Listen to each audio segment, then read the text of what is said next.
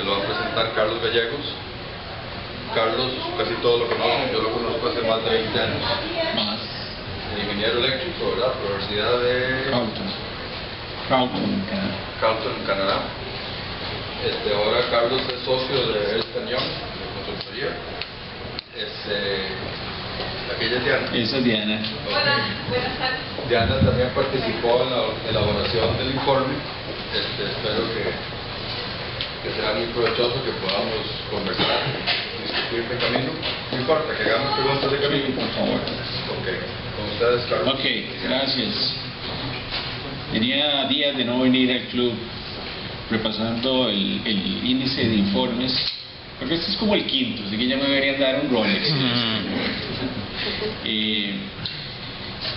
Es una investigación lo que vamos a presentar. En realidad Diana Campos, que es una consultora nuestra de la práctica de capital humano, hizo la mayor parte del trabajo.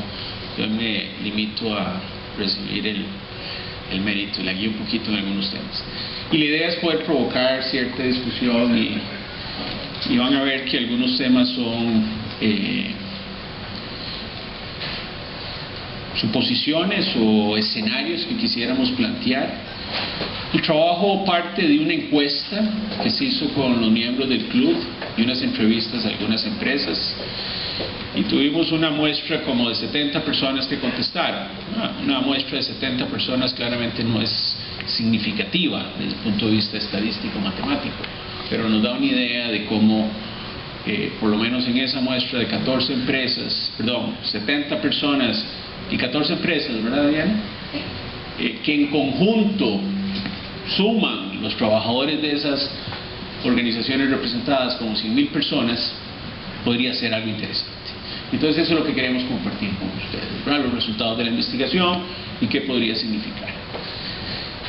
El informe y la presentación están más enfocados en estos tres temas: medio ambiente, economía, entendiéndose economía como la microeconomía, más que todo lo que significaría para el teletrabajador el poder practicar el teletrabajo de alguna forma en su economía personal, algunas proyecciones hacia la economía nacional, y ojalá que no vayamos a hacer ninguna suposición temeraria, pero creemos también que es parte de la discusión interesante que como país deberíamos tener, y calidad de vida. No está enfocado en temas legales, no está enfocado en temas tecnológicos, porque ese no era el objetivo, y hay otros informes. Después, a mí me tocó hace 7 años igual liderar un informe que se hizo en la Cámara Costarricense Norteamericana de Comercio, donde habíamos hecho, y habíamos tomado una fotografía de cómo estaba el sector en aquel momento y cuántos de la población potencialmente capaz de hacer teletrabajo lo estaba practicando. Y entonces, tanto en el informe, no tanto en la presentación, pero los vamos a compartir, también queríamos comparar y decir, bueno, ¿qué ha pasado en Costa Rica? Si ha pasado algo en los últimos 7 años. La idea es que hagan preguntas en el momento en que lo quieran, y la idea, por supuesto, como dijo Roberto, es que siendo esta la última reunión del club, entonces estemos a tiempo para el cóctel, ¿verdad, Nacho? Creo que es importante. Diana, ¿quiere decir usted algo más? No. De este año, decía Roberto, esperamos que el próximo año haya más reuniones. No, el próximo año. Ok, primero la definición para ubicarnos todos en la misma página, y no sé si... No importa, no está. El puntero sí, ok. Esta es la definición del Ministerio de Trabajo, creo, ¿verdad? Prestación de servicios de carácter no presencial fuera de las instalaciones de las instituciones, siempre que las necesidades del servicio lo permitan, en virtud de lo cual un trabajador puede desarrollar su jornada laboral. Esto es importante, su jornada laboral.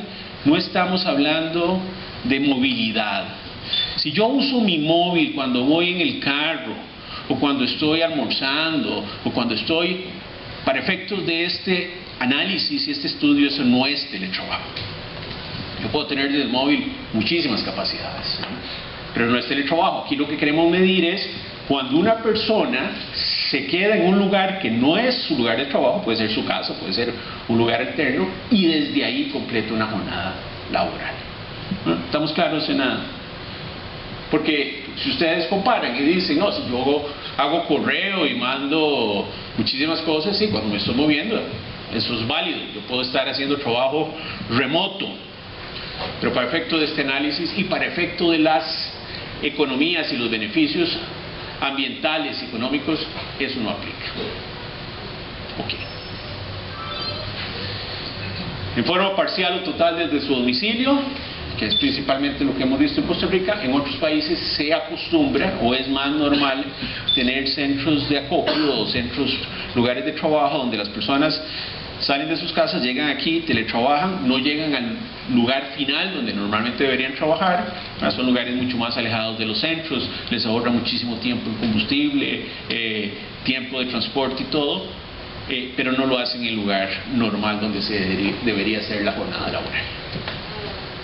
Ok, este es un vistazo rápido de lo que ha pasado en diferentes países del mundo, y estos son los índices de penetración del teletrabajo, y ustedes ven que hay algunos países como Bélgica o Finlandia o Suecia, Estados Unidos, donde hay porcentajes interesantes, ¿verdad?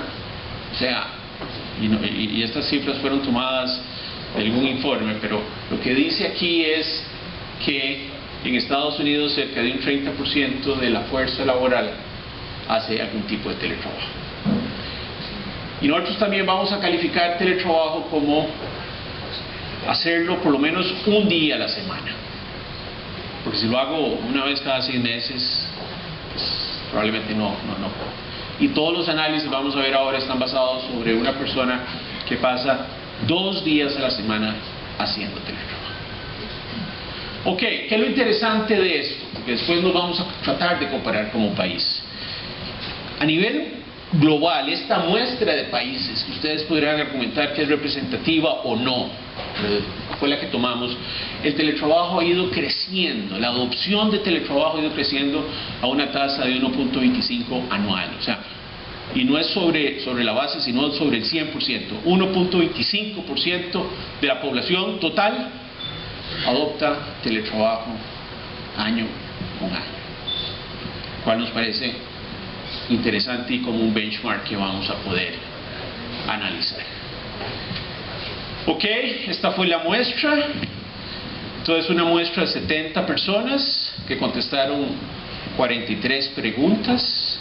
Estos son colaboradores, o sea que lo contestaron desde su punto de vista de trabajador. Y una muestra de 14 empresas que contestaron un cuestionario diferente de 27 preguntas sobre, desde la perspectiva de la empresa, cómo ven, qué significan, por qué hacen teletrabajo y qué beneficios son los que esperan o los que han recibido a cambio. ¿Alguna pregunta hasta ahí? Diana, usted cuando quiera, ¿verdad? Puede... ¿Sí? Ambas. Ahora lo vamos a ver. Hay instituciones públicas y hay empresas. Y su pregunta me da pie para algo. ¿Alguien podría argumentar que la muestra está sesgada? Porque lo que hicimos fue invitar, creo que la lista que usamos, Roberto, fue la del club, y entonces obviamente ahí hay cierto sesgo, ¿verdad? No fue una muestra estadística en todo el país. Todas las empresas que están ahí son empresas grandes como la Caja Costarricense de Seguro Social, creo que está el ICE, y multinacionales como Procter, Intel, HP. No, HP no sé si está. Bueno, ahora vamos a ver la lista. Pero entonces, ok, alguien podría decir que además las personas que se voluntariaron a contestar la muestra son personas que probablemente estén más propensas a hacer teletrabajo que en una muestra anónima, ¿no? Y es válido, pero no había otra forma, sin un estudio mucho más extensivo de hacer. Lo otro es que, y lo van a ver ahora, que en el análisis lo que quisimos fue separar las personas que por la naturaleza de su trabajo pueden hacer teletrabajo y diferenciarlas de aquellas que la naturaleza de su trabajo no les permite hacer teletrabajo. Por ejemplo, en algunas instituciones públicas, las personas que tienen contacto directo con el cliente no son candidatas. Es un doctor, una enfermera, alguien que tiene que estar en servicio al cliente directamente, ni siquiera lo consideramos dentro de la potencial de la muestra.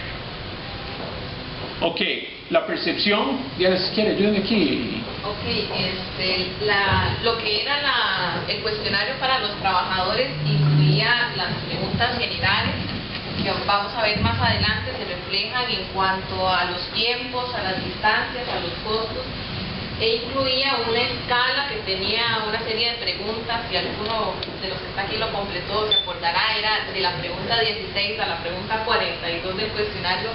Es una escala que exploraba aspectos relacionados con estas variables relacionadas al teletrabajo.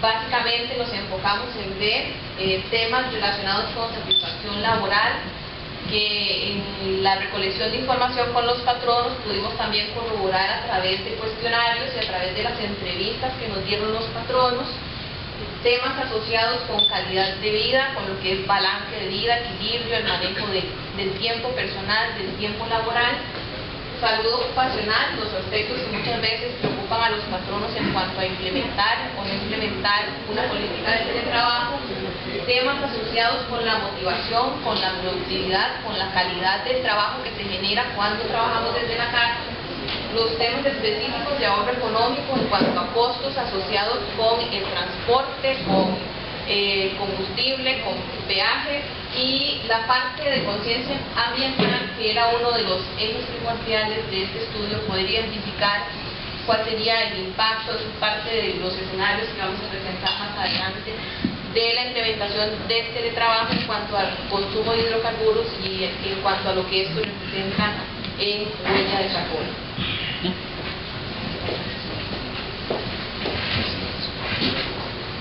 Ok, algunos resultados. Esto es sobre las personas que llenaron la muestra. Entonces,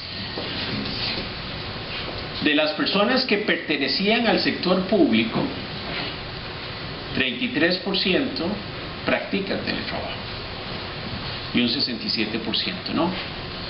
De las que pertenecían al sector privado es más o menos lo mismo. Y aquí es donde yo les decía que obviamente esta no es una muestra significativa del país, porque yo creo, ¿verdad?, seríamos un país mucho más feliz y mucho más amigable y mucho más contentos todos si ese fuera el porcentaje real. Bueno, pero nos daba en la muestra realmente lo que estas personas percibían como beneficios y aspectos relacionados. Entonces, de aquí inferimos lo siguiente. Basado de nuevo en encuesta, estas eran las personas que en estas empresas representadas hacen teletrabajo, que lo están practicando hoy día. Sobre un total de empresas que por la característica naturaleza de su trabajo consideramos que están en capacidad de hacerlo. Hay una cantidad grande de personas que no podrían hacer teletrabajo, no porque no quieran, sino porque la naturaleza de su trabajo no les permite. De nuevo, la muestra probablemente esté, sobre todo en el sector público, muy sesgada. Ayúdenme a recordar, estaba la caja, que obviamente tiene 52.000 empleados de los que aparecen ahí. La caja, el ICE, Recope. Aquí está Warner. Ministerio de Hacienda, Poder Judicial. Entonces, por ejemplo, ¿verdad?, algunos letrados, o sea, necesariamente su trabajo les impide, de acuerdo a la definición que habíamos oído. Y entonces, estos son los totales, ¿qué significa? Y lo que hicimos fue entonces nada más tratar de proyectar sobre esto, o sea, las que hacen sobre la cantidad, sobre el subestrato de las personas que podrían.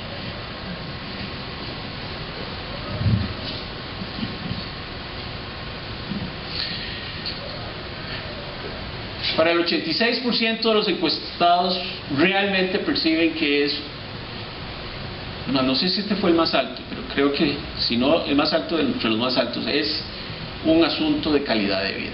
más que conciencia ambiental y más que la economía que podrían tener en combustible, y ahora vamos a ver también, porque la economía está en el combustible, en el mantenimiento del vehículo, está en viajes, en parqueos, inclusive en vestimenta, porque si yo 2 días por semana no tengo que ir a la oficina o al trabajo, ¿verdad? Puedo trabajar, no sé si en chaquetas, pero puedo trabajar en el estudio de AmCham habíamos hecho el mismo tipo de analogía, tratar de estimar cuánto podía ser el ahorro anual para una persona. Bueno, pero aquí lo que nos está diciendo es que la calidad de vida es el mayor beneficio que percibe y que además, y esto sale de la encuesta, duran en promedio 2.5 horas para desplazarse ida y vuelta del trabajo. Yo cuando dije esto dije, uy, ¿Por día es eso? Sí. Sí, por día. por día, o sea que duro, y dije, es mucho, hasta que me puse a hacer, yo vivo en Lourdes de Montedioca y trabajo en Multiplaza Escazú, ahí cerca de Roble, y a mí me toma en 1 hora pico, fácilmente 1 hora y media. Podría ser, pues depende de dónde viva, 2 horas y media al día empleadas en movilizarme de mi casa al lugar de trabajo, nos pareció razonable. Estas son las percepciones. Satisfacción laboral es el más alto, casi con un 30%. Calidad de vida, aquí lo estamos viendo, el segundo. Salud ocupacional, ¿cómo medimos eso? Eso fue la escala, la que les comentaba antes, de las 6 variables, y son los pesos ponderados que se le dieron a cada una de las variables. Se ponderaron los pesos y los pesos relativos aquí están, siendo satisfacción laboral, la variable a la que los teletrabajadores le dan mayor peso, seguido por calidad de vida y como aparece acá. Nos llamó mucho la atención la parte de conciencia ambiental, porque de repente uno podría pensar que allí tendríamos un resultado más alto, pero en realidad no es a lo que los teletrabajadores en este momento y en este contexto le están dando mayor peso, sino a la satisfacción laboral y a calidad de vida. Pero lo interesante es que ahora vamos a explorar estas 2 variables y qué podría significar. Me acuerdo una vez que estaba yo un chunche viejo, vino a una reunión con Roberto y cuando me bajé me dijo, pero ¿qué te ha hecho el mundo para que lo estés contaminando tanto? Bueno,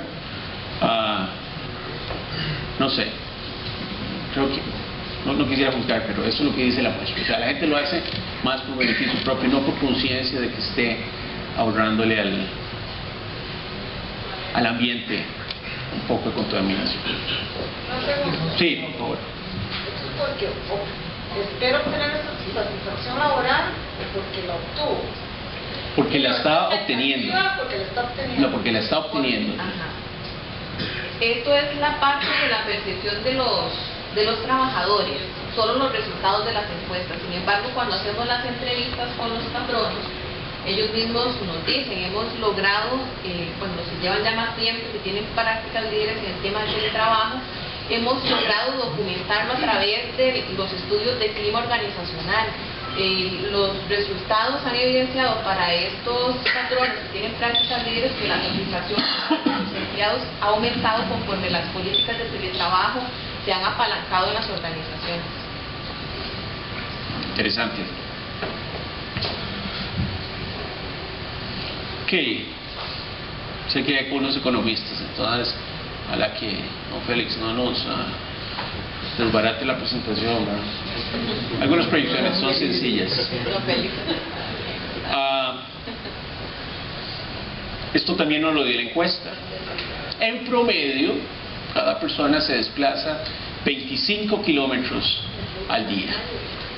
O sea, y lo toma 2 horas y media, quiere decir que la velocidad promedio de desplazamiento en San José, en el gran área metropolitana, es ¿cuánto? No sé, como 8 kilómetros por hora, una cosa así. Ah, sí, a Waze. 25 kilómetros de ida y vuelta al lugar. Hicimos un cálculo considerando que si una persona trabaja 2 días por semana y se ahorra 25 kilómetros por día, o sea, 50 kilómetros por semana, por 4 semanas que tiene el mes, por 25 kilómetros promedio que tiene ese desplazamiento, por un costo promedio que nos dio 686 colones. 682 colones del litro de gasolina promedio, y un consumo promedio de 1 litro por cada 7.7 kilómetros, también que lo sacamos. ¿Cuál fue la fuente ahí? Esa fuente fue de consulta a varios personas que circulan en gran área metropolitana. Nos da un ahorro como de 20 y pico mil colones en transporte. ¿Cuánto era? No, 32.690. Ok. Pero además consideramos que hay un ahorro en vestimenta, en alimentación. En el estudio de AmCham lo habíamos puesto y después alguien dijo, bueno, mucha gente lleva almuerzo a su lugar de trabajo, entonces no necesariamente tiene. Entonces al final lo sacamos, ¿verdad? Alimentación, dejamos vestimenta, parqueos y viajes, y le metimos 20.000 colones más al mes por persona como ahorro. Ustedes podrán llegar a sus propias conclusiones. Yo estoy segurísimo que ahí la muestra, o sea, los extremos pueden ser desde personas que gastan 5 veces eso hasta algunas que no lo gastan. Pero nos pareció que como cifra, y después la multiplicamos por 12 y nos dio en promedio un ahorro en economía familiar, no familiar, personal, de la persona que hace teletrabajo, de $625.000. Perdón. No estaríamos aquí, a 625.000 colones al año. El estudio de AmCham de hace 8 años había arrojado como $1.200 al año para el trabajador y como 1.400 creo que era para la empresa. Nosotros no nos metimos en los ahorros económicos de la empresa. La empresa tiene un caso económico mucho más interesante desde la perspectiva, porque se ahorra parqueos, se ahorra espacio de oficina, se ahorra electricidad, se ahorra muchísimas cosas. Y obviamente para la empresa hay un beneficio económico. Ninguna de las que encontramos lo hace por el beneficio económico per se. Ven más beneficios en calidad de vida, en motivación, en... Aunque yo, nada más para aportar algo, yo no sé, digamos, si bien es cierto que uno tiene un ahorro personal con el trabajo, pero también tiene un aumento de gastos en su lugar de... su casa es el lugar de trabajo, tiene aumento en el consumo eléctrico, ¿no? Tiene aumento en el consumo de comida en casa, ¿no? Posiblemente vas a tener que hacer una compra de diario mayor y también... Pero de agua, ¿no? El de electricidad clarísimo, el de comida de por sí tenías que comer del lugar de trabajo. Sí. Y entonces lo analizamos y lo que dijimos es, si llevaba comida de la casa es igual, es neutro. Claro, tienes razón. Y si antes pagaba en un lugar y ahora estoy almorzando en casa, va a haber una economía. Sí, tal vez son consumos de agua y pues uso diario, ¿no? De papel higiénico, vosotros, ¿no? Sí, realmente sí. tu gasto, ¿no? Sí, podría ser. Sí, lo es. Sí, O sea, sí. Y porque eso normalmente lo consume la empresa. Es verdad. Portalismo, ¿lo consideraron? Yo creo que No. porque es importante, digamos, por no sé, parte de lo que manifiestan siempre las personas que ya han tenido una experiencia es que sí es cierto, ¿verdad?, que hay un ahorro económico, pero también es cierto que hubo un incremento en los servicios básicos, inclusive el teléfono, por ejemplo. Las personas se les ha subido considerablemente el uso del teléfono en su casa o el celular, porque necesitan contactarse con los otros usuarios. No solo la corriente y el agua, y aunque suelen decirlo los papeles higiénicos, sí que es cierto también. Sí, sí, Hubiera sido interesante saber también un poco la perspectiva de lo que significó también para ellos pues, el incremento. Sí. No lo incluimos. Discutiendo con Roberto decíamos, porque yo esperaba una muestra mucho más grande, entonces lo que dijimos es, vamos a publicarlo, vamos a lanzarlo e invitar a Roberto, no sé si la invitación se mantiene, y nos comprometemos a hacer una actualización, pero necesitamos que más empresas y más personas participen, así que si queremos darle una segunda ronda y poner una pregunta, digamos, como ¿cuál ha sido el aumento en su economía familiar por hacer esto? Perfectamente podría ser. Completamente válido. Sí, Roberto. No consideraron que cuando uno come en casa come mejor. No, pero en calidad de vida, sí. Hay una evidencia de un estudio muy grande en Estados Unidos de que el índice de masa corporal de la gente que trabaja en la casa es mejor. Debería pasar más tiempo en casa yo. No, creo que es perfectamente... Perdón, aquí hay varias preguntas. Sí. Una observación. Yo he visto varios estudios sobre teletrabajo y estos ahorros y encontraron que a veces uno está asumiendo si el dueño del auto no está manejando, el auto queda en la casa, pero el auto queda disponible para otros miembros de la casa y puede ser que los hijos van por todo lado en el auto o que, para ser sexista, la esposa está saliendo de compras y algo así, y puede ser de verdad más movimiento del auto, y cuando uno está trabajando uno llega. Alguien nos hizo esa observación de que el mismo teletrabajador entonces iba a usar el vehículo para desplazarse y hacer ciertos mandados, y que entonces la reducción en consumo no era tal. No la pusiéramos porque no había nada que pudiéramos, pero podría ser una pregunta. Carlos, Sí. está muy interesante estos números, está muy interesante lo que están conversando. Yo les aporto una experiencia personal de 16 años de trabajar una mañana en mi oficina y una tarde, todas las mañanas en una oficina y todas las tardes en mi casa. Y la verdad los cambios de teléfono, de electricidad, de todas esas cosas, yo nunca lo sentí en el presupuesto, no se me bajó el presupuesto. Ahora hace 3 años que empecé a trabajar nuevamente como esclavo, quiero decir, con horario de 8 a 6 en una oficina,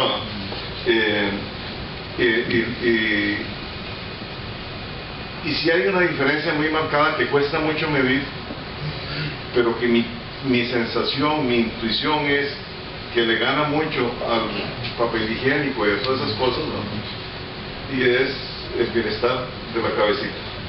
El bienestar personal. El no tener que andar en la jungla, ahí, con el tiempo que se pierde, con la calidad de vida que pierde uno de andar 2 horas, de utilizar 2 horas para movilizarse, ¿no? Y si ustedes se fijan, que este dato que sacan acá, que puede ser más, puede ser menos, realmente todo lo que se está comentando lo que significa es que hay cosas que le faltaron a ese monto y hay cosas que le sobraron, y uno podría sin mucho esfuerzo pensar que una y otra cosa se compensan. Eso es aproximadamente 1 mes y medio de salario por el salario promedio en empresas industriales. Nosotros cogimos un salario promedio para esta muestra de 500,000 porque dijimos es una población relativamente más profesional y no el salario promedio nacional, ¿verdad? O sea, no cogimos peones, no cogimos obreros, y entonces, pero bueno, también ese 500,000 de promedio, pero entonces el promedio sería ¿cuánto? Como 400,000. Muy lejos, es un mes y cuarto. Y si le sumamos, si hay ahorro en doctores y en nutricionistas y en psiquiatras, bueno, entonces tal vez otra pregunta, no vamos a salir, van a tener que empezar a llenar ese cuestionario muy pronto para hacerlo. Pero ese es el debate que queríamos hacer, o sea, podrían haber muchas cosas adicionales. Sí, perdón. Bueno, no es duda que cuando se estudia la casuística, ¿verdad? Pues se encuentran ahí cosas que en un caso particular tal cosa, en otro tal otra. En realidad, digamos, si tenemos un estudio, digamos, tratando de ser horizontal, ¿verdad? Que hay que buscar unos beneficios horizontales, comunes. No sé si ya lo vieron, porque, bueno, lamentablemente me perdí la primera parte, digamos, el tema del enlace, ¿verdad? Del acceso a Internet. Y lo menciono porque en este momento, digamos, si yo digo con mi familia, todos están pegados en este momento a la red, todos. Bueno, pero no, porque mi esposo, mis hijos, ¿verdad? Entonces, en el momento que uno empieza a hacer una descarga de alguna cuestión pesada, empieza, mami, que me está haciendo el lag, y que el lag ¿verdad? Del juego de video, y que ya no puedo ver el otro, y que, ¿verdad? Entonces, pues, yo he tenido que ir aumentando la velocidad, digamos, El ancho de banda. el ancho de banda, digamos, el servicio, para poder ir dando, atendiendo esa demanda creciente. Bueno, pero si resulta que mi trabajo no es mandar y traer documentos de Word, que eso es una opción, es un correo que sube, es lo que baja, sino que yo tengo que trabajar en línea. Si yo fuera programadora, necesito trabajar en línea, entonces estamos hablando de otras cosas, ¿verdad? Si ya yo lo que requiero es un VPN, ¿verdad? Entonces, bueno, la pregunta es quién paga ese servicio de conectividad, ¿es el empleado, es la empresa, o qué experiencias tienen? Sí. Porque eso es un costo importante. Sí, lo que vimos Cuando fue uno que... va a las tarifas de internet, ¿usted como las ¿de dónde era? Las de Suecia. Las de Corea o las de Suecia, pues yo no estaría tan preocupada. Por ejemplo, con las tarifas que tenemos ahora, es un costo. Sí, lo que vimos es que la gran mayoría de los teletrabajadores hacen correos, tienen chats, hacen cosas, pero no mueven información masiva. Hay algunos, sobre todo los diseñadores, no tanto los programadores. Y en esos casos, cuando tengo diseño, o sea, cuando tengo que compartir planos o figuras o cosas digitales, normalmente esos trabajadores o tienen un subsidio de la empresa para poder tener ese enlace a alta velocidad, o ellos ya de por sí lo tenían porque era parte de su hobby igual. No está considerado ese costo en las cifras. Pero no está definido quién se le carga, es un acuerdo que se hace viendo cada caso particular. Sí, yo lo que he visto en algunas empresas es que alguna gente ha llegado a decir, bueno, la mayoría de las empresas, uno lo dan optativo, ¿verdad?, a ciertas personas. Y hemos visto casos donde han llegado alguien y dice, bueno, mire, pero se me subió el teléfono en 15,000. Entonces la empresa lo que le dice es, bueno, está bien, usted no quiere hacer teletrabajo, entonces no paga. Está bien, perfecto. O sea, si lo que espera es que le paguen los 15,000, y si el ahorro no es, o sea, usted no está obligado a hacer teletrabajo. Yo hablaba que para poder habilitar teletrabajo se ocupa un servicio, ¿verdad? Una conexión a internet, digamos, de alta velocidad. Decente, sí. ¿Eso quién lo asume? Tal vez allí comentarles un poco la información que nos dieron los patronos a los que entrevistamos. Lo han venido trabajando como algo que no es obligatorio, es voluntario para ambas partes, asumir o no asumir la política de teletrabajo, pero en el caso de las compañías que ya llevan muchos años o que llevan más años en el mercado, lo asumen los trabajadores, son quienes lo están asumiendo. El costo del internet si no lo está pagando el patrono en los casos de las entrevistas que hicimos, sino que lo están asumiendo los trabajadores. Asumimos nosotros en este tema también de balance, ¿verdad? Bueno, es también un esquema de beneficios para ambas partes. Ellos asumen los costos que se suman a sus facturas en quizás internet o electricidad, es como un canje al final porque también ven reducidos sus costos en desplazamiento, la parte que tiene que ver con calidad de vida, con los tiempos que están en presas, con embotellamientos. Pero sí esa es la información que les podemos compartir de lo que ellos nos dieron. Pero la pregunta mía va a estar, ustedes determinan, digamos, un ahorro anual, ¿verdad? Que es al final el resultado de una operación aritmética. Que bueno, ahora yo gasto tanto más, pero ahora tengo este ahorro adicional. Entonces, ya el resto de esto me queda esto. Lo que quiero decir es que el balance final no es solo los ahorros. No, es solo el ahorro. ¿Ah? Es solo el ahorro. Por eso, o sea, el incremento de los gastos, eso todavía no está cuantificado. Por eso, entonces, digamos, el ahorro neto, digamos, el balance, eso es el balance final. Ok, veamos en huella de carbono.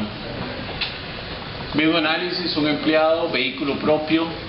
Si la persona se desplaza a los 5 días y usando las mismas variables que teníamos antes de 25 kilómetros por día, consume a la semana 2,000 kilogramos de CO2. Esto nos lo dio... No, esto es, digamos, lo que estaría realizando la persona yendo los 5 días. Sí, por eso sí va. O sea, su huella de carbono tendría que ser absorbida por 50 árboles al año, ¿verdad? O sea, alguien que todos los días viaja 25 kilómetros y de vuelta. Si la persona 2 días a la semana hace teletrabajo, está mitigando 800 kilogramos de CO2, o sea, está reduciendo en un 20%, no, un 40%, y estaría dejando o estaría reduciendo su huella en 20 árboles al año. O sea, que si alguien quisiera ser neutralmente, carbono neutral en ese sentido, solo desde el punto de vista de desplazamiento y consumo de combustible, podría haber una oportunidad interesante aquí. Como sembrar 20 árboles y quedar 2 días por semana en la sombra. Exacto. Suena bien, claro. Suena bien. Siembran 20 árboles y hacer nada, se vuelve a la casa. ¿Ah? Sí, exacto.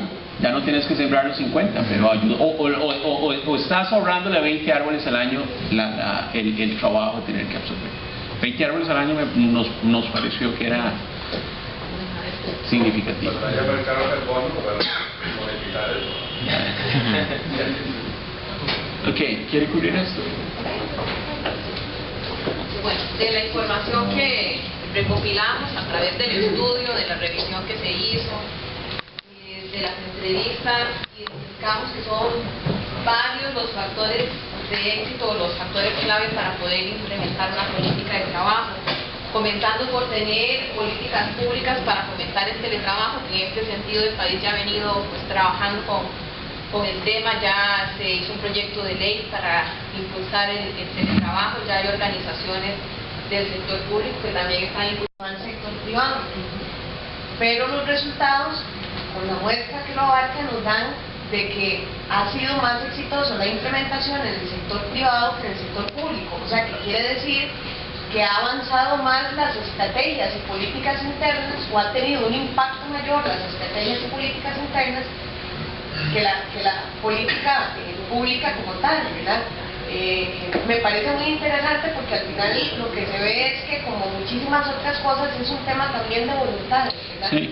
Hay un factor aquí, y es que muchas de las empresas privadas son multinacionales. Entonces uno lo que podría argumentar es que lo que estamos trayendo, importando, bueno, es una buena práctica de cierta política cultural. O sea, para el que la gente esté en su casa es absolutamente normal. Sería interesante, pero la muestra no nos da eso, saber de las empresas netamente costarricenses cuántas realmente han adoptado. Sí. Una observación también, estoy de acuerdo con el tema, pero también hay que considerar que esas empresas privadas que están aplicando teletrabajo generalmente están muy relacionadas con tecnología. Y entonces ahí tenemos un tema de paradigma de cultura. Como decimos popularmente, ya los muchachos vienen con chip incorporado. Y uno de los grandes problemas que tenemos es la resistencia de las jefaturas en las instituciones, que normalmente es de gente de mayor edad y que le cuesta más hacer esta transición.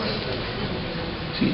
Hay un punto importante aquí como caso de que pasó, es el caso de Yahoo. Marissa Mayer salió y se metió en Yahoo, y la primera cosa que ella dijo que pasa con teletrabajo, nada más. O sea, basta, todo el mundo lo hace. Nadie lo hace. Teletrabajo, todo el mundo aquí. Y lo que básicamente está pasando allá, que el modelo de ella era de grupo. Usted recuerda que ellos tienen como jacuzzi, donde comer y todo. Es que usted pasa su vida en esta oficina, y ella intentó imponer la misma cosa en el Yahoo. Y cuando uno piensa un momentito, estas cosas como Google, como Facebook, como Twitter, no promueven teletrabajo. Ellos son del modelo de estar todo el mundo junto, generando tormentas de ideas y todo. Y ya mucha gente, hay un argumento interesante allá sobre la creatividad y la innovación. Si uno puede innovar, si la gente no está físicamente junta.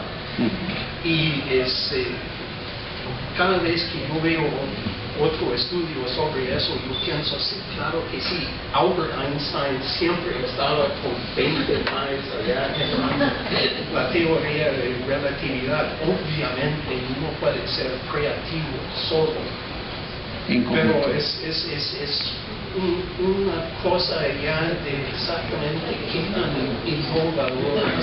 Interesante, ¿ah? A ver si destruye creatividad. Ahí está el próximo informe, Roberto. No, les quería recomendar una charla TED de una señora cuyo nombre no me puedo acordar, muy buena, sobre, ella es una defensa apasionada de, no es de la timidez, o sea, de lo contrario de los introvertidos, exactamente. Una defensa apasionada de los introvertidos. Y es cierto que todo el trabajo de calidad se hace en silencio.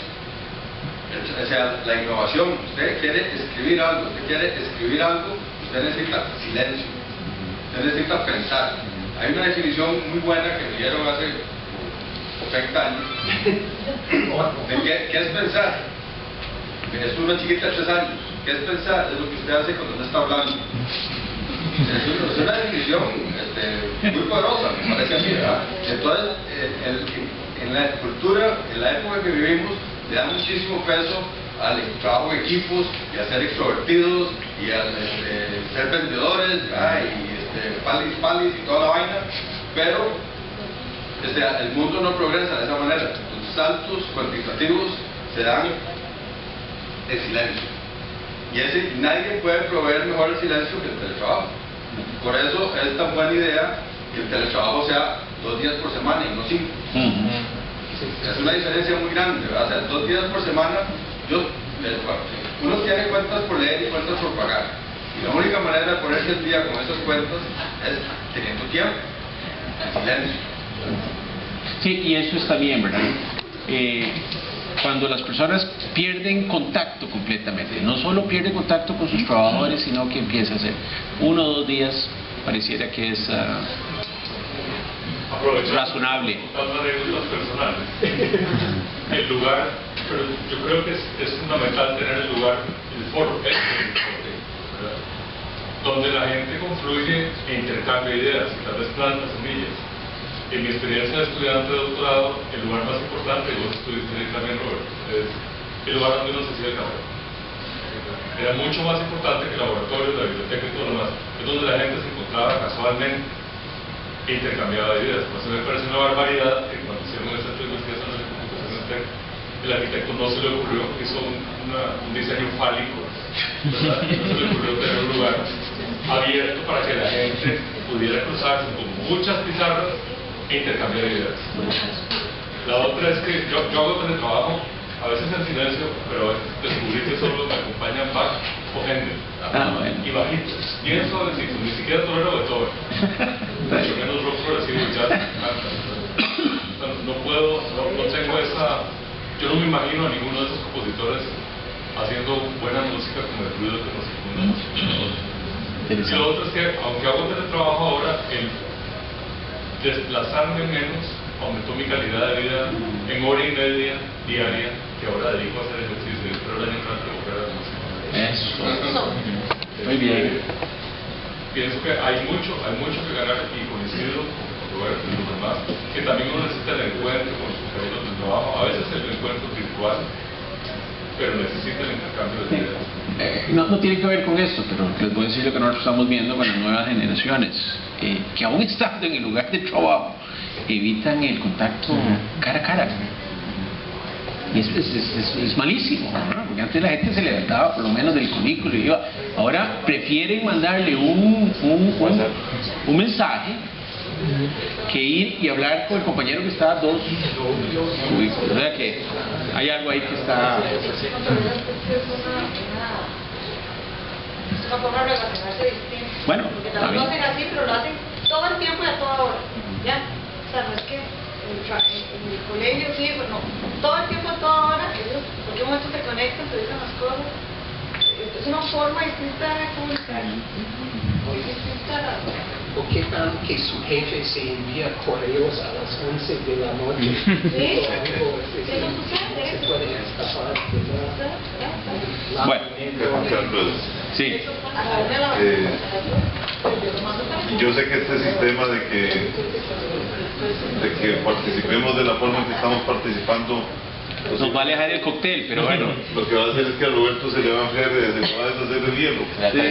Pero el tema aquí, ustedes no se metieron con el tema legal, ya lo mencionaron desde el inicio, pero yo tengo la impresión de que una de las razones por las que aquí uno ve más teletrabajo en la empresa privada que en la empresa pública, aparte del tema tecnológico, que me parece que es muy interesante, es que los lineamientos de la política pública puede ser buena o puede ser mala, puede ser hecha con la cabeza o puede ser hecha con las patas, y tenemos el problema de la legislación laboral, que la legislación laboral es una pega impresionante cuando uno quiere utilizar, uno como patrono o cuando uno como trabajador quiere utilizar mecanismos más flexibles de trabajo.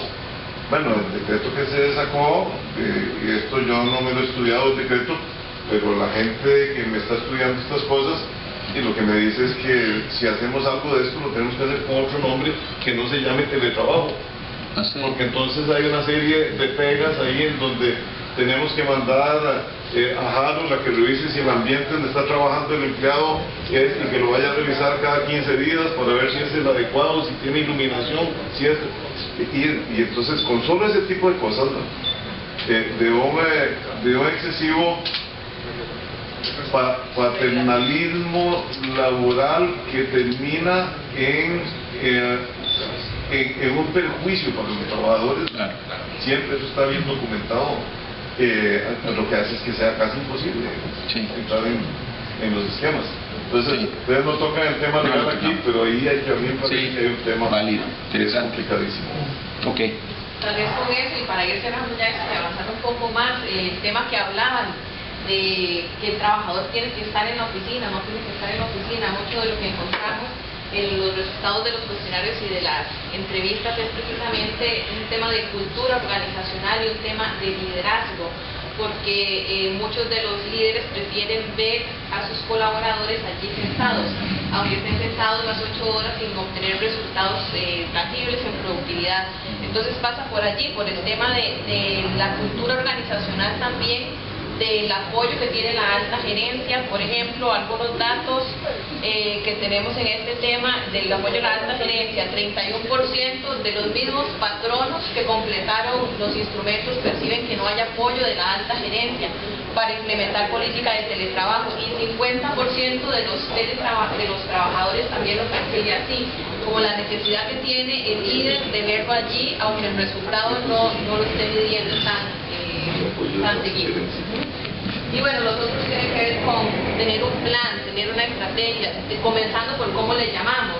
Vimos en algunas prácticas líderes que efectivamente no le llaman teletrabajo, le llaman política de trabajo flexible o le asignan otros nombres. Entonces es tener un plan de cómo se va a implementar ese teletrabajo, desde cómo lo denominamos hasta cómo va a funcionar y cómo vamos a medir resultados. Esto es muy interesante, es un modelo que Diana desarrolló, ella tiene el mérito, en función de las entrevistas. Explíquelo usted si quiere bien. Lo que tratamos de proponer acá es un modelo o un proceso de madurez, un proceso evolutivo de lo que es el teletrabajo, desde cómo lo están implementando las compañías en este momento. Pasa por cómo nace o cuál es la naturaleza, cuál es el enfoque que le están dando los patronos al teletrabajo.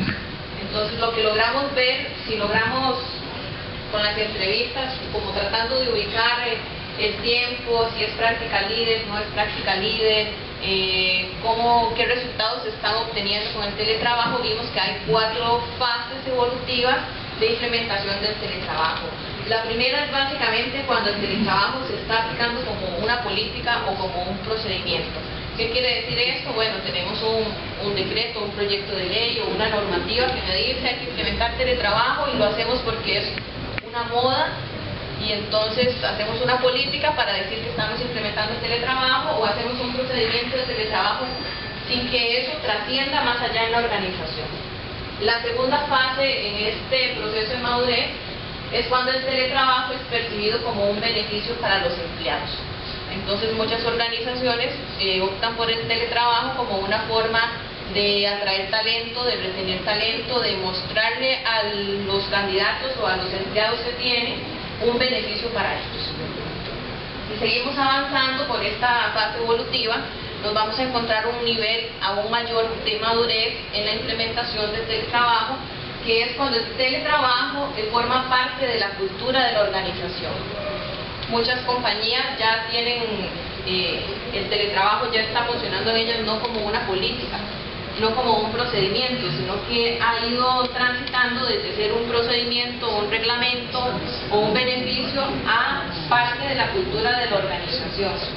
Es un principio, se convierte en un imperativo de negocio para estas empresas y entonces ahora lo que adoptan es más comunicación orientada a concientizar. Muchas veces nos decían, bueno, el tema de salud ocupacional para nosotros no es un problema porque es parte de nuestra cultura, entonces teletrabajo viene a ser también parte de la cultura y no tenemos esa dificultad. O en el tema del medio ambiente es algo que ya trabajamos de forma integral, entonces lo ubicamos en una tercera fase de este proceso de madurez del teletrabajo. Y la última de las fases en el proceso de madurez es el teletrabajo como un modelo de negocios. ¿Esto qué quiere decir? Bueno, una vez que ya forma parte de la cultura de la organización, es un principio, es un imperativo, es un valor dentro de la organización, cuando comenzamos a documentar resultados, a documentar impactos a nivel de costos, a nivel económico del teletrabajo, desde un enfoque ganar-ganar para los empleados y para los patronos, comienza a convertirse en un modelo de negocios, donde los ahorros pueden ser muy importantes para los patronos y también importantes para los trabajadores. Pero no solo como ahorro, sino como modelo competitivo, ¿verdad? O sea, cuando la empresa de pronto, como muchas otras prácticas de ética, de valores, de prácticas de negocios, dice, esto lo estamos haciendo porque realmente creemos que nos puede dar una ventaja competitiva. Ok. Bueno, eso es lo que acaba de decir. Algunas proyecciones y especulaciones con esto. En la muestra que habíamos puesto al principio era 33%, ¿verdad? Los países desarrollados. Entonces dijimos, vamos a ver, si Costa Rica quisiera llegar a un 33% de su fuerza laboral que es capaz de tener teletrabajo, no de toda la fuerza laboral del país. ¿Cuánto tiempo nos tomaría si vamos a la tasa de 1.25? Hoy día, según las cifras que les habíamos puesto al principio, estábamos como en un 4 en el sector público. Obviamente esto está sesgado, como les dije, pero tenemos instituciones muy grandes como la Caja, donde ahí hay un sesgo y además la muestra es muy pequeña. Pero bueno, asumiendo que esas cifras, el sector privado alrededor del 19, y si crecemos a esta tasa, nos va a tomar por allá del 2030. Pero si realmente como país y como sector productivo quisiéramos acelerar esto, explicando el modelo, explicando los beneficios, cuantificando ahora sí todo lo que faltaba en la ecuación anterior, no solo los ahorros, sino los costos incrementales, los ahorros incrementales en otras cosas, y poder hacer que no sea nada más que una manifestación, sino realmente una voluntad como país, nos podría tomar mucho tiempo menos, 7 años menos. La tasa de crecimiento que pusimos aquí era 2% anual, 4 los primeros. Sí, en realidad aquí es el crecimiento constante al ritmo del 1.25, pero tenemos una brecha que se va a mantener en el tiempo hasta el 2030, un 15% de diferencia, la brecha.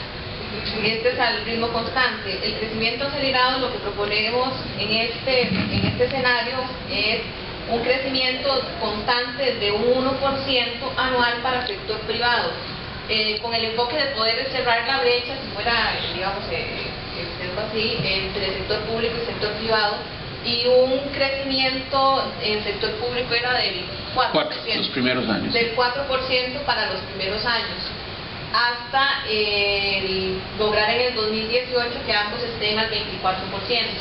Y después del 2018 un crecimiento constante al 2% anual. Bueno, completamente especulativo. Lo que les decía es ¿qué significaría esto? Si este escenario fuera realizable. Y entonces aquí cogimos una muestra de... ¿Cómo fue que calculamos? En la siguiente. Pero ayúdeme a ver. Bueno, se calculó, según datos de la Universidad Nacional, que en el gran área metropolitana circulan alrededor de 138.679 vehículos. Entonces, Perdón, vamos a repetir eso. Tú tenés el micrófono y no el 530 y pico mil vehículos entran al gran área metropolitana todos los días. El 33% de esos 500, casi 40.000 vehículos son 138.679 vehículos. Esos 138.000 son el 33% de los que en total circulan diariamente en Gama. Sí, de nuevo, no estamos considerando a la gente que se mueve en bus y en otros medios, ¿verdad? O sea, pero la tasa de vehículos es cierta, o sea, la tasa de vehículos eso es lo que entra al gran área metropolitana. No toda va a su trabajo, hay gente que está haciendo compras y hay gente que está haciendo otras cosas, pero bueno, si pudiera aplicarse esa tasa, habría, considerando que 34 millones y que cada una de ellas usa 2.5 horas diarias en movilizarse, el país podría ahorrarse 34 millones de horas hombre, horas persona, porque Diana no me dejó llamarlo horas hombre, horas persona al año. Y una economía, si cada una de esas personas usara la cifra que habíamos usado antes de 627.000 colones, la cifra de 87.000 millones de colones en ahorros. Bueno, obviamente, no sé si hay un periodista, pero esperamos que no sea esa la cifra que... es una cifra completamente especulativa para dar idea de la magnitud de lo que estamos hablando. Hay enorme potencial, eso sí. Y 111.000 toneladas menos de dióxido de carbono que equivalen a 2.8 millones de árboles al año. O sea que podría realmente ser un buen negocio y una buena propuesta. La facturación al recope aquí está, 72.000 millones de colones, ¿verdad? La factura actual del gran área metropolitana por mes anda alrededor de más de 49.000 millones de colones. Entonces, por ende, sería como más de un 1.76 por ahí meses lo que se estaría... 1.46 meses que se estaría ahorrando con más de 100 millones de dólares al año. Es plata. ¿Preguntas? Yo nada más que hago un comentario con respecto a, o sea, lastimosamente, el país, o sea, a mí me parece, ¿no? Como opinión, todo lo que es las entidades privadas por su flexibilidad y agilidad de implementar este tipo de cosas, se puede llegar muchísimo antes del 2030 como lo indicaste, ¿no? Mi percepción es que a nivel de gobierno y público, por las mismas cosas tan sencillas como el nombre, ¿no? O sea, de acuerdo al nombre, se tiene que seguir una cantidad de procesos y va a ser bastante complejo. Bastaría, al principio, en la primera que mostraban, digamos, Bélgica, Suecia, más superior inclusive que Estados Unidos. Yo pensaría, bueno, Estados Unidos debería ser primero. Entonces ahí es muy interesante conocer en la manera en que trabajan los gobiernos de esos dos países, por ejemplo, qué fueron los claves de éxito, si bien se obtuvo una clave de éxito, pero ver cuál fue la clave de éxito del gobierno de esos países para lograrlo implementar. Y por supuesto, con todo el aporte de nosotros que estamos acá, las personas que tienen poder sobre las políticas de gobierno de este país, impulsar, digamos, ese tipo de proyectos positivos que se dieron en esos países, porque definitivamente por todo este tema, digamos, de político, ¿no? Un poco político, a la hora de implementar estas nuevas propuestas en entidades públicas es un poco complejo. Y sería como interesante, ¿no? Ver como cuál fue el caso de éxito de esos dos países para ver en qué manera se puede como empezar a incursionar un poco. Interesante. Yo creo que el sector público costarricense tiene varios retos. Pasaba por lo que decía don Félix, y uno por saber cuántos empleados públicos tiene, ¿verdad? Creo que es importante, ¿no? La Nación hace una semana que no saben exactamente cuántos tenemos, pero ¿qué fue la motivación en esos países para impulsarlo? Roberto, ¿tenías un comentario aquí? Sí, en esos países todos tienen común una penetración de banda ancha, realmente ancha, muy grande. Lo que sucede cuando todos tenemos, digamos, 30, 40 megas simétricos en la casa, es que un montón de puestos de trabajo más se vuelven elegibles. podemos hacer videoconferencias de alta definición, podemos hacer reuniones de 10 personas, cada uno en su casa. Se pueden hacer otro montón de cosas que no se pueden hacer con las conexiositas de juguete que tenemos hoy, ¿verdad? Les contaba a Carlos antes que hoy vi un trabajo hecho con millones y millones de data points de speedtest.net alrededor del mundo, y entonces clasifican, entonces logran medir de una manera bastante certera, por lo menos de manera relativa, el ancho de banda doméstico de todos los países del mundo, y en un ranking de 186 países salimos en el 151. Yo creo que salimos muy bien. Eso probablemente yo pienso que tiene el sesgo de que la gente que anda midiendo el ancho de banda es gente que quiere más ancho de banda, ¿verdad? Pero en todo caso, el promedio mundial de ancho de banda son 16 megabits. Y en Costa Rica, este mismo estudio decía que el promedio era 3 megabits. Está muy positivo. No, digamos, yo en realidad soy una creyente del teletrabajo. De hecho, una experiencia, digamos, personal. Mi hermano puede tener 20 años de teletrabajo en los Estados Unidos. Él es desarrollador de software, trabajó para Continental, ¿verdad? De pronto a su esposa la mueven para París. Trabajaba en la sede en Houston, la mueven para París. Y entonces él se decide mudarse a París, lleva un arreglo con la empresa y él teletrabajaba desde París con Houston. Viajaba una vez por mes. De hecho, ellos tenían 2 niñas pequeñas y ellas se acostumbraron que su papá estaba en ese momento conectado, que no podía atenderlas, ¿verdad? Y bueno, así él ha desarrollado toda su vida profesional. Bueno, ahora trabaja en lo propio, ¿verdad? Respecto en lo que es Data Warehouse, ha montado varios Data Warehouse en Universal y otras cosas. Lo que quiero decir es que, o sea, no es que son correídos, estoy hablando de trabajo pesado y bueno, ahí fue una política de una empresa, ¿verdad? Yo no sé si decir una política de país, pero por lo menos aprender una política de una empresa permitió que algunos de sus empleados hicieran y así han jalado a mucha gente. Yo creo que la empresa privada, digamos, podría, jalar mucho el asunto. Aquí tal vez con la empresa pública es que, si uno ve la ley de control interno y empieza a decir, bueno, ¿y cómo generamos el ambiente de control? Entonces es donde empiezan a ver que si la silla, que si es econométrica, que si no es, que si la luz, que si el baño tiene papel o no tiene, no sé, ¿verdad? Y las formas de medir el desempeño son totalmente, tienen que cambiar, ¿verdad? Ya no es marcando una tarjeta y que esté 8 horas ahí, es una forma de medir el desempeño. Si esa estructura no cambia, el sector público le va a costar mucho moverse. Y además recuerden que en el sector privado se puede hacer todo lo que no está prohibido. En el sector público solo se puede hacer lo que está normado y permitido. Entonces hay que desarrollar toda la normativa y un reglamento. Entonces vieran que es bien complicado, no imposible, ¿verdad? Pero yo pienso que si la empresa privada empieza a pujar, ¿verdad? Va a ser posible, sobre todo en el tema banda ancha, creo que es un tema esencial. Y tal vez por último, el tema del seguro social, que yo no sé si lo han mencionado. El seguro social tiene 54,000 empleados. Que me digan que el 50 puede ser de trabajar, pues es muy complicado, ¿no? Yo lo puedo llevar al que lava la ropa, ¿verdad? O a la enfermera.